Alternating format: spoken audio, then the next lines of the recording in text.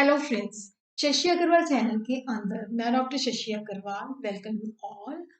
आज का जो हमारा सब्जेक्ट है इट इज मैक्रो इकोनॉमिक्स और प्रिंसिपल्स ऑफ इकोनॉमिक्स, जिसके अंदर we are going to learn secular stagnation. उसी के साथ ही जो बच्चे स्ट्रक्चर्ड वे में स्टडी करना चाहते हैं, videos plus lectures plus return material plus doubt session, तो उनके लिए मैंने जो है अपनी ऐप एडिसम ऐप के ऊपर जो है कंप्लीट प्रिंसिपल्स ऑफ इकोनॉमिक्स का सिलेबस डाला हुआ है। वो लोग इस ऐप को चेक कर सकते हैं, डाउनलोड कर सकते हैं। इसका लिंक जो है I will be sharing in the description box. उसी तरह कोर्स का लिंक भी I will be sharing in the description box. Now we will understand. अगर आपको मेरा ये एफर्ट जो है सही लगता है तो इसको लाइक कीजिए, शेयर कीजिए और मेरे चैनल शशि अग्रवाल को सब्सक्राइब कीजिए। तो सबसे पहले हम देखते हैं कि व्हाट इज सेकुलर स्टैग्नेशन। तो स्टैग्नेशन का मतलब होता है गतिहीनता, जैसे कई चीजों के अंदर हलचल नहीं होती। तो ऐसी इकोनॉमी जिसके अंदर कोई हलचल नहीं है, जैसे कई बार हम देखते हैं ना दरिया के अंदर पानी खड़ा है, मूवमेंट ही नहीं है, हलचल ही नहीं है, तो that is stagnation. Stagnation means no हलचल, गतिहीन, बिल्कुल विदाउट एनी मूवमेंट।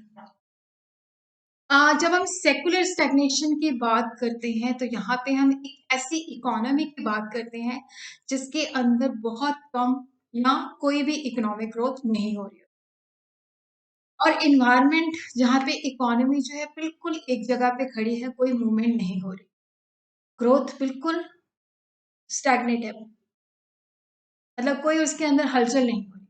सेकुलर का मतलब होता है लॉन्ग टर्म। जब हम यहाँ पे सेकुलर स्टेग्नेशन की बात करते हैं, capitalist economy in the long run there is a tendency for the marginal efficiency of the capital to decline. So what is the marginal efficiency of the capital? That is the expected profitability. जब हम निवेश करते हैं तो उससे हम कितना expect profit करते हैं कि मैंने यहाँ पे पैसा लगाया, मुझे वहां से कितना रिटर्न मिलेगा। तो when we are talking about the secular stagnation, तो ये एक ऐसी इकोनॉमी है, एक ऐसी अर्थव्यवस्था है जिसके अंदर लॉन्ग रन के अंदर जो marginal efficiency of capital that is going to decline, कि अगर हम निवेश करते भी हैं तो हमें कोई प्रॉफिट नहीं मिलेगा, पहले से भी कम हो जाएगा। According to Keynes, richer the community, wide gap between the actual production and the potential production. क्योंकि जो वेल्दी लोग होते हैं उनकी जो MPC marginal propensity to consume है वो बहुत लो होती है।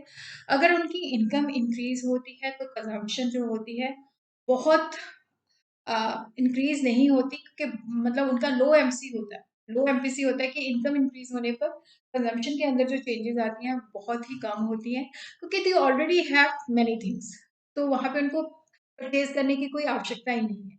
और जिसकी वजह से क्या होता है कि जब एक डेवलप इकोनॉमी के अंदर, एक कैपिटलिस्ट इकोनॉमी के अंदर लोगों का एमपीसी जो है दैट इज वेरी लो, तो वहां पे निवेश करना अट्रैक्टिव ही नहीं है, वहां पे लोग निवेश ही नहीं करते क्योंकि वहां पे प्रॉफिटेबिलिटी ही नहीं मिली, और रिच और पुअर का गैप भी जो है बढ़ता जाता है, इनइक्वल डिस्ट्रीब्यूशन ऑफ वेल्थ भी हो जाता है। In brief we could say, brief के स्पेलिंग में ठीक कर देती हूँ यहाँ पे,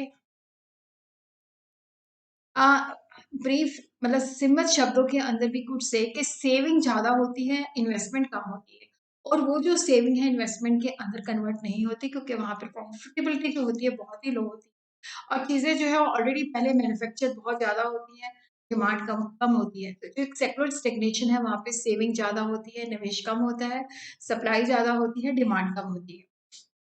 वहाँ पे प्रॉब्लम ऑफ ओवर प्रोडक्शन भी होती है, बहुत ज़्यादा प्रोडक्शन होती है और वो सेल नहीं होती, अनएम्प्लॉयमेंट के चांसेस भी बहुत ज़्यादा होते हैं। तो ये सारी चीज़ें जो हैं जहाँ पे सेविंग ज़्यादा है, सप्लाई ज़्यादा है, over production is more, unemployment is more, तो these are all the symbols of the symptoms of the secular stagnation. यहाँ से हमें पता चलता है कि इकोनॉमी जो है स्टेग्नेट है। Summers theory of secular stagnation. The term was coined by Elvin Hansen in 1930 during the Great Depression.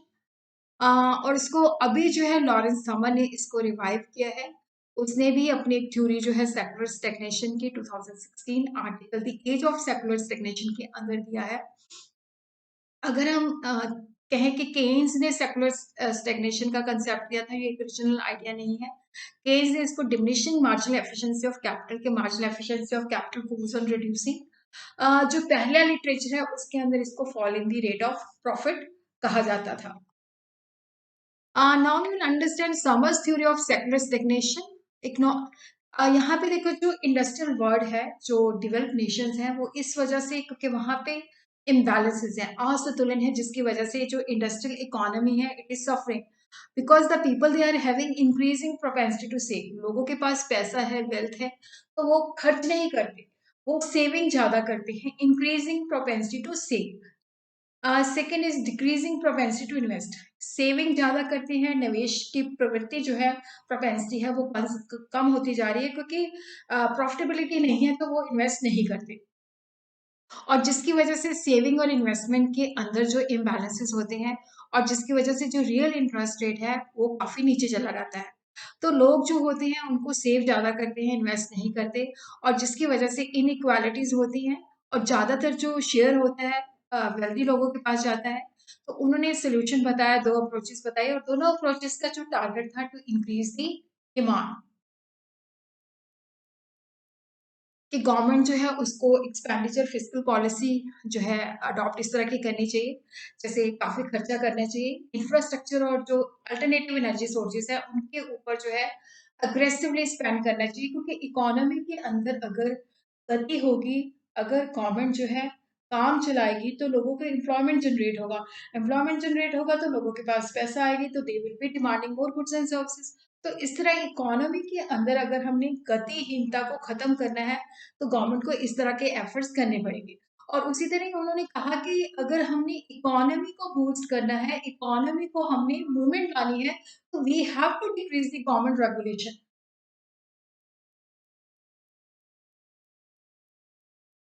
So what are the causes of the secular stagnation according to Keynes?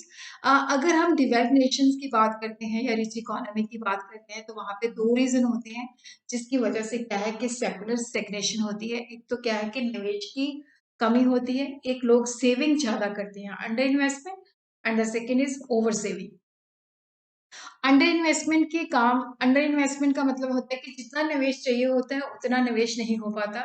जिस रेट के अंदर income increase होती है, उस rate के अंदर investment जो है इंक्रीज नहीं होती।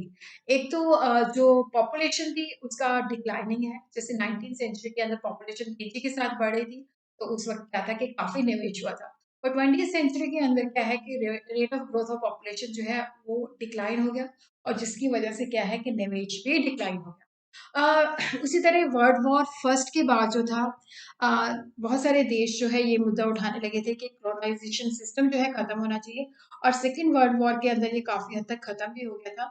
तो जो कॉलोनीज होती थी वहां पे ये लोग जो थे, डेवलप नेशन जो थे, वहां से रॉ मटेरियल लेके जाते थे और फिनिश गुड वहां पे सेल किए जाते थे। तो अब वो कॉलोनीज खत्म हो जाने की वजह से क्या है कि इनकी मार्केट भी वहां पे कम होगी। Existing stock of capital goods, की जो पहले ही ओवर प्रोडक्शन ज्यादा है, कैपिटल गुड्स का जो स्टॉक है वो पहले से ही बहुत ज्यादा है। जो नया बनता है तो नए को पुराने के साथ compete करना पड़ता है, और जिसकी वजह से क्या होता है कि marginal productivity goes on diminishing, और चीजें जो है वो ज्यादा सेल नहीं हो पाती। Change in the nature of technology, कि जैसे मैकेनाइजेशन इंक्रीज हुआ, तो जिसकी वजह से एंटरप्रेन्योर्स को लगा कि अब हमें निवेश करने की जरूरत नहीं है। तो ये रीजन थी जिसकी वजह से क्या है कि इन्वेस्टमेंट जो है कम हो रही थी। कुछ इंस्टीट्यूशनल चेंजेस भी आ रहे थे, जैसे ट्रेड यूनियन है, मोनोपोली बिजनेस है, कंबाइंस है, तो ये अपने अपने इंटरेस्ट को सेव करना चाहते थे, अपने अपने जिस भी मतलब ग्रुप को बिलोंग करते थे उसको सेव करना चाहते थे, बाहुको ग्रुप। तो जिसकी वजह से क्या था कि जब ये लोग जो थे, जो रिप्लेसमेंट इन्वेस्टमेंट होनी चाहिए थी कि कुछ समय के बाद हमें जो है जो आउटडेटेड मशीनें है, टेक्नोलॉजी है, उसको चेंज होना चाहिए था, तो वेस्टेड इंटरेस्ट की वजह से वो चेंज नहीं हो पाता था। और उसी तरह 19th सेंचुरी के अंदर एग्रीकल्चर और इंडस्ट्री रेवोल्यूशन काफी था, जिसके कारण काफी सारा निवेश हुआ था। पर 20th सेंचुरी के अंदर कोई रेवोल्यूशन नहीं थी, कोई एग्रीकल्चर इंडस्ट्री रेवोल्यूशन नहीं थी, तो जिसकी वजह से निवेश पहले से कम हो गया। सेकेंड जो रीजन है that is the over saving, लोगों के पास इनकम है, वो सेव ज्यादा करते हैं, जो है स्पेंडिंग नहीं करते। और उसी तरह क्योंकि जो पुअर पीपल होते हैं उनकी एम्पैथी ज्यादा होती है, बट उनके पास वेल्थ ही नहीं है, उनके पास पैसा ही नहीं है, तो वो खर्च क्या करेंगे। तो जो रिच कम्युनिटी है इनके पास पैसा काफी होता है, बट इनकी एम्पैथी जो है काफी लो होती है, तो जिसकी वजह से रिच के पास मतलब गैप जो है बढ़ता जा रहा है। उसी तरह जॉइंट स्टॉक कंपनीज भी काफ़ी मात्रा के अंदर इनकी ग्रोथ हो गई। जॉइंट स्टॉक कंपनी जब काफ़ी ज़्यादा मात्रा के अंदर ग्रोथ हो गई तो इनके पास प्रॉफिट्स काफ़ी थे। प्रॉफिट जो था वो अपने पास रिटेन करती थी, कुछ हिस्सा ही जो है डिस्ट्रीब्यूट किया जाता था। तो इस वजह से क्या है कि लोगों की एफिशिएंसी भी जो है लो होती थी। और उसी तरह क्या है कि देखो जो इंश्योरेंस है, प्रोविडेंट फंड है, अदर सेविंग स्कीम्स हैं, तो सेविंग बड़ी तेजी के साथ इंक्रीज हो रही थी, वो जो है इन्वेस्टमेंट के अंदर कन्वर्ट नहीं हो रही थी। तो ये रीजन थी जिसकी वजह से सेकुलर स्टेग्नेशन जो है डेवलप्ड नेशन है वहां पे उत्पन्न हो रहा था।